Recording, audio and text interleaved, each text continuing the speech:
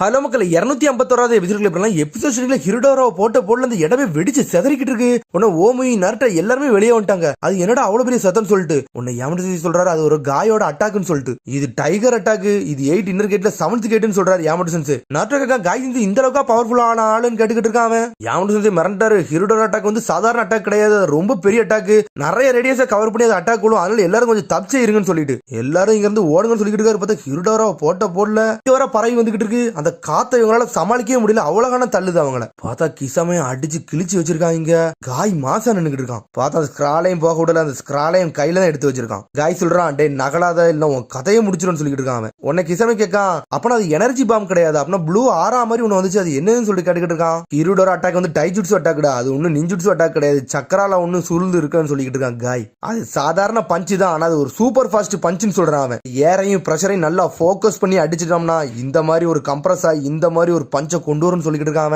என்ன சுத்தி பறந்துகிட்டு இருக்க, இது ஒன்னும் சக்கரை கிடையாது, 7th கேட் ஆஃப் ஷாக்கை ஓபன் பண்ணா இந்த மாதிரி ப்ளூ ஆரா மாதிரி வரும்னு சொல்றான். என்னோட ரத்தம் தான் இப்படி எவாபரேட் ஆகி பறந்துகிட்டு இருக்குன்னு சொல்றான்.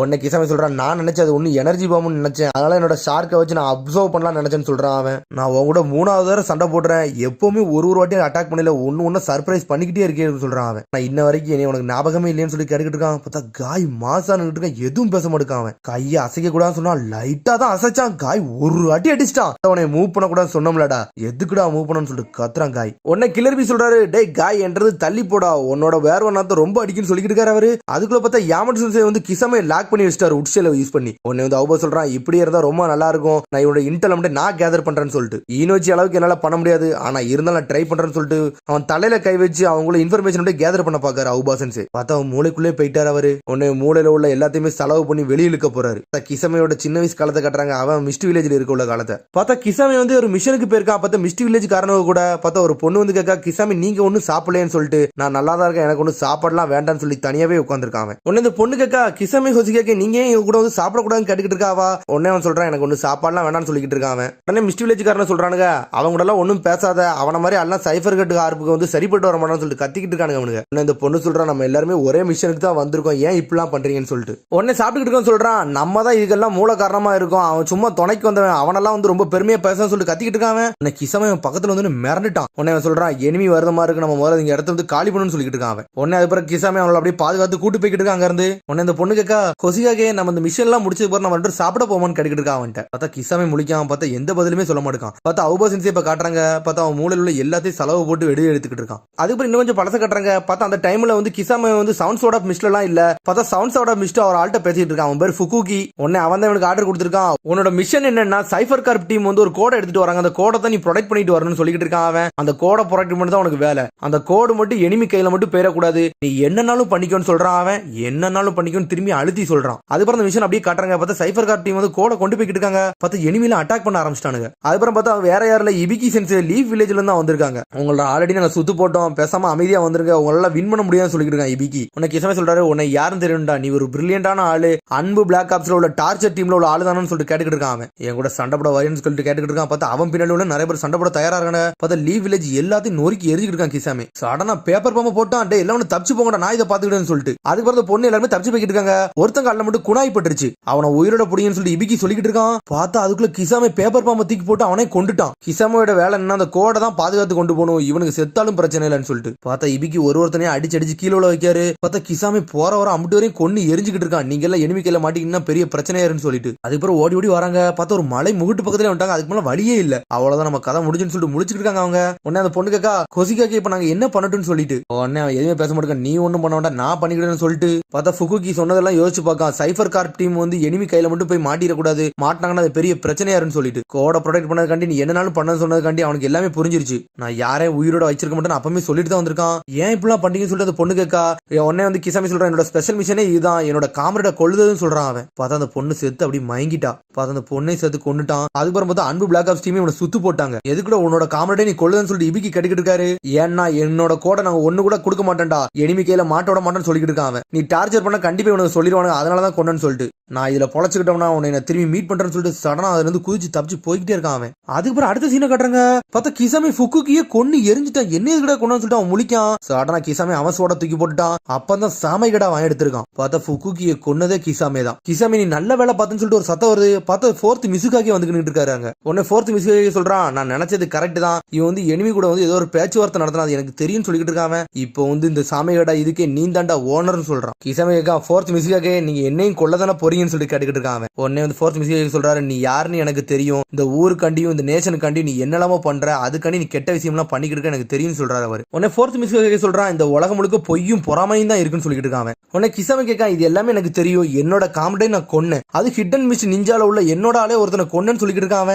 நான் யாரு, எனக்கு என்னன்னு எனக்கு புரியலையே, நான் எனிமியா இல்லனா உங்களோட கூட்டாளியான்னு சொல்லிட்டு கேட்டுக்கிட்டு இருக்காங்க. என்னோட பர்பஸ் என்ன, இந்த உலகத்துல நான் எதுக்கு வாழ்றேன்னு எனக்கு தெரியலன்னு சொல்லிட்டு இருக்காங்க. என்னோட அமைதிக்காண்டி நான் அடுத்து எங்க போறேன்னு எனக்கே தெரியலன்னு சொல்லிட்டு இருக்காங்க. நான் எதுலயே மாட்டிக்கிட்டு இருக்கேன், அதுல இருந்து நான் வெளியே வரணும்னு சொல்லிட்டு அவன் பேசிக்கிட்டு இருக்காங்க. சடனா பார்த்தா ஃபோர்த் மிஸ்கேகே பின்னாடி ஒருத்தன் வாரான். பார்த்தா அது மாதரா சத்தம். உன்னை இந்த வழியில இருந்து நான் காப்பாத்துறேன், நான் ஒரு உலகத்தையே உருவாக்க போறேன்னு சொல்லிட்டு இருக்காங்க. கிசாமி டென்ஷன் ஆயிட்டா, நீ யாடான்னு சொல்லிட்டு கேட்டுக்கிட்டு இருக்காங்க. நீ இந்த ஊர்ல இருந்து உன்னோட காமரேடா தான் கொண்டுகிட்டு இருக்க, ஏன் கூட என்னோட காமரேடா சேருன்னு சொல்லிட்டு இருக்காங்க. சடனா வந்து ஏமல வந்து நம்பிக்கை வைக்க, நீ யாருன்னு எனக்கு தெரியல, நீ யாருடான்னு சொல்லிட்டு கத்துறான் கிசாமி. சடனா வந்து ஷரிங்கன் ஓபன் பண்றான். உடனே வந்து கிசாமி சொல்றான், இப்பதான் எனக்கு எல்லாமே புரியுது, ஃபோர்த் ஏன் ரீசெண்டா ஒரு மாதிரி வித்தியாசமா செய்யறான்னு சொல்லிட்டு, அதுக்கு பின்னாடி ஃபுல்லா நீ தான் இருக்கேன்னு சொல்லிட்டு கேட்டுக்கிட்டு இருக்கான் கிசாமி. உன்னோட ஷரிங்கன் வந்து அவரை மனிபுலேட் பண்ணி வச்சுட்டு இது எனக்கு புரிஞ்சுட்டுன்னு சொல்றான் அவன். உன்னோட விஷுவல் பவரை யூஸ் பண்ணி 3 டெயில் ஜிஞ்சுரிக்கையே கண்ட்ரோல் பண்ணிக்கிட்டு இருக்கேன்னு சொல்றான் அவன். பார்த்தா அந்த ஃபோர்த் மிஸ்கேகே தான் வந்து 3 டெயில் ஜிஞ்சுரிக்காவே இருப்பாரு. ஒழுங்கு மரியாதையே சொல்லிரு, நீ யாருன்னு சொல்லிட்டு கேட்காம, நான் தான் மாதரா உச்சிகான்னு சொன்னோடனே கிசாமி மிரண்டுட்டான். எல்லாருக்கும் தெரியும் மாதரா உச்சிகா இறந்துட்டான்னு சொல்லிட்டு, நீ உண்மையில யாரு, உன்னை யாருன்னு காட்டுன்னு சொல்லிட்டு இருக்காங்க. சரி நீ பார்த்தப்ப நீ முடிவுடுன்னு சொல்லிட்டு இருக்காங்க.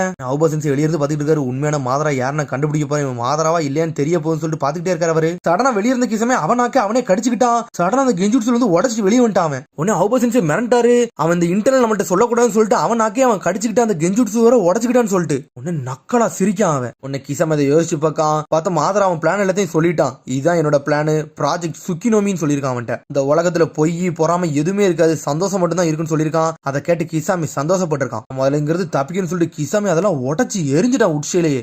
இன்னும்டா பவர் இருக்குன்னு சொல்லிட்டு முழிச்சுக்கிட்டு இருக்காங்க அவங்க. காய் டென்ஷன் ஆயிட்டு அவன் கதையை முடிச்சாதான் சரிப்பட்டு சொல்லிட்டு பாத்துக்கிட்டு இருக்கான் அவன். உடனே அவுபசன்ஸ் சொல்றாரு, அவனை வந்து உயிரோட பிடிக்கணும், அப்பனத்தான் அவன்கிட்ட வந்து என்ன இன்டர்னல் கிடைக்கும் நம்ம கேதர் பண்ண முடியும்னு சொல்லிட்டு. அது எனக்கு தெரியும் சொல்லிட்டு காய் செஞ்சு அனலகத்துல போறாரு. அதுக்குள்ள வாட்டர் பிரசன் ஜுட்சுவை போட்டு விட்டான்.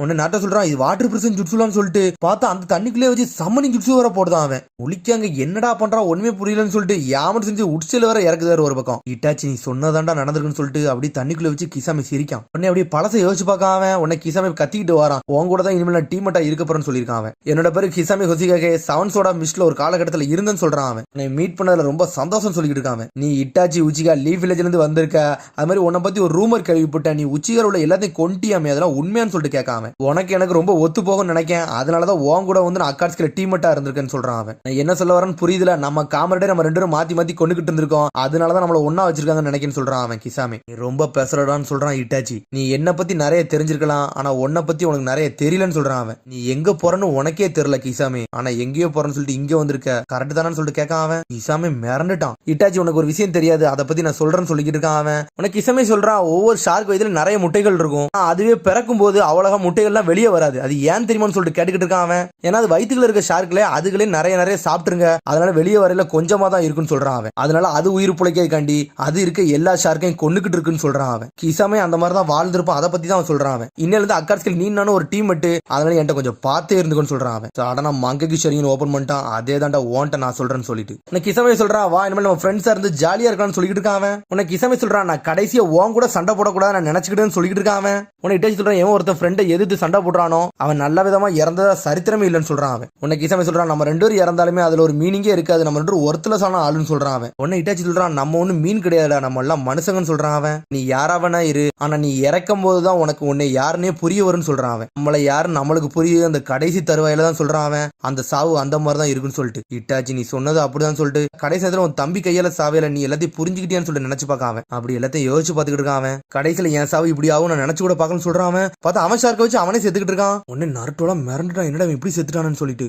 பார்த்தா கிசாமி செத்துட்டு வாட்டர் பிரசன் ஜுட்சு உடஞ்சிருச்சு. அந்த மீனை மட்டும் வெளியே வந்து விழுந்துட்டு யாமட்டு செஞ்சு நினைக்காரு, அவன் மீனை வர வச்சு அவனே சாவடிச்சிட்டானே அப்படின்னு சொல்லிட்டு அவுபா சொல்றாரு, அவன் நம்மள்ட்ட தப்பிக்க முடியாது தெரிஞ்சுட்டு அவனுக்கு, அதனாலதான் இப்பெல்லாம் செஞ்சுட்டான்னு சொல்லிட்டு உடனே யாமட்டு வந்துட்டாரு. அக்காட்சி இட்டாச்சி கூட டீமட்டா இருந்தவன் இட்டன் மிஸ்ல எப்பவுமே பயப்பட வச்சவன், இவன் சாவு இப்படி இருக்குன்னு நினைச்சு கூட பார்க்கலாம்னு சொல்றாரு யாமட்டு செஞ்சு. உடனே ஓமி கேட்காரு, அவன் உண்மையில செத்துட்டான்னு சொல்லிட்டு பாருங்கன்னு சொல்லிட்டு இருக்காரு அவரு. உடனே வந்து கில்லர் பி வந்து சாமி கடை பக்கத்துல போகுது, இவன் ரொம்ப வருத்தத்துல இருக்கான், அப்புறம் உண்மையில அவன் செத்துட்டான் போலுக்குன்னு சொல்லிட்டு இருக்கான் கில்லர் பி. நருட்டோ முழிக்க, அவன் எனிமிட்ட வந்து அவனோட இன்டெல் கிடைக்க கூடாதுக்காண்டி இப்படியா செஞ்சான் அப்படின்னு சொல்லிட்டு அக்காட்சியில இருந்தாலுமே அவன் காமரேட் அவன் ரொம்ப நம்புறான உண்மையிலே வேற லெவலான்னு சொல்லிட்டு உனக்கு காய்சன்ஸ் வந்து நாட்டோக்கு தட்டி கொடுக்காரு. கிசாமே ஹொசிகாகே உன்னோட பேரனை என்னைக்குமே மறக்க மாட்டேன்டான்னு சொல்றான் அவன். ஒரு வழி அக்காட்சி கிட்ட எந்த இன்டர்லும் போலப்பா அது வரைக்கும் தப்பிச்சாச்சுன்னு சொல்லிட்டு உடனே அவுபா சொல்றாரு அவன் அப்படி என்ன இன்டர்ல் தான் கேதர் பண்ணிருக்கான்னு பாரு, அதை நம்ம ஃபுல்லா படிச்சு போகணும்னு சொல்லிட்டு இருக்கான். அவன் அப்படி என்ன இன்டர்ல் ரெடி பண்ணி வச்சிருக்கான்னு பாரு, அதுக்கு நம்ம கவுண்டர் அட்டாக் போட தயாரா இருப்போம்னு சொல்லிட்டு இருக்காரு ஓமி.